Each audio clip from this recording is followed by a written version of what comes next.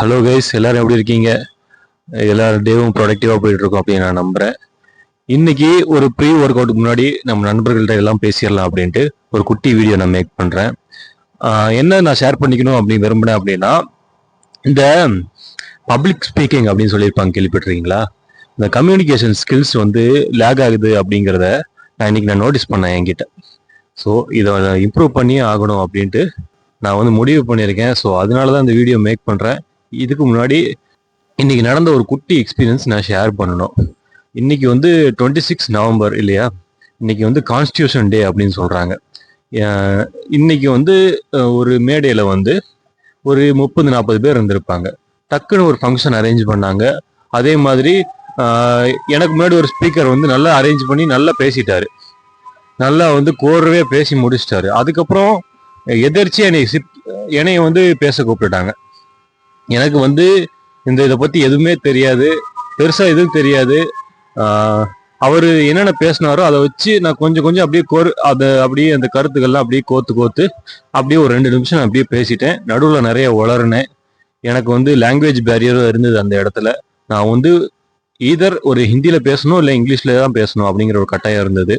இங்கிலீஷ்ல வந்து பெரும்பாலான மக்களுக்கு அங்கே புரியல. ஹிந்தியும் எனக்கு அரைகுறை, இங்கிலீஷ் ஓரளவுக்கு மேனேஜ் பண்ணலாம். ஸோ அந்த மாதிரி ஒரு இக்கட்டான ஒரு சூழ்நிலையில இன்னைக்கு நான் மாட்டிக்கிட்டேன். ஸோ எப்படியோ 2 நிமிஷமோ 3 நிமிஷமோ பேசி முடிச்சிட்டேன். ஆனாலுமே இது வந்து நம்ம டெவலப் பண்ணியே ஆகணும் அப்படின்னு இன்னைக்கு உறுதியா தோணுச்சு. ஸோ இதுல எப்படி என்ன ஒர்க் பண்றது அப்படிங்கிறது இப்போ வரைக்கும் எனக்கு தெரியல. எது நமக்கு லாங்குவேஜ் பேரியரா, இல்லைன்னா நமக்கு ஏதாவது பயம் இருக்கா, கான்ஃபிடன்ஸ் கம்மியா இருக்கா, இல்ல வேற என்ன, பேசும்போது வந்து ஒரு ஃப்ளோ வர மாட்டேங்குதா, ப்ராக்டிஸ் தேவைப்படுதா, எதுவுமே எனக்கு தெரியல. ஆனா வந்து இதை இம்ப்ரூவ் பண்ணி ஆகணும் அப்படிங்கிறத மட்டும் உறுதியா இருக்கேன். ஸோ நம்ம மக்களுக்கும் இதை ஷேர் பண்ணணும் அப்படின்னு தான் பேசுறேன். நீங்களுமே இந்த மாதிரி ஃபீல் பண்ணியிருப்பீங்க. எங்கேயாவது ஒரு ஸ்டேஜில் ஏறி தடுமாறுறது, நமக்கு பேச வராதது, என்ன பேசணும்னு தெரியாமல் இருக்கிறது, அந்த மாதிரி ஏதாச்சும் ஃபேஸ் பண்ணியிருப்பீங்க. அந்த மாதிரி ஃபேஸ் பண்ணியிருந்தீங்க அப்படின்னா என்னுடைய ஃபேஸ்புக், இன்ஸ்டாகிராம் இந்த ஐடியெல்லாம் இருக்கு. அதில் போய் ஒரு மெசேஜ் மட்டும் தட்டி விடுங்க. நம்ம ஒரு குரூப் வேணா ஃபார்ம் பண்ணுவோம்.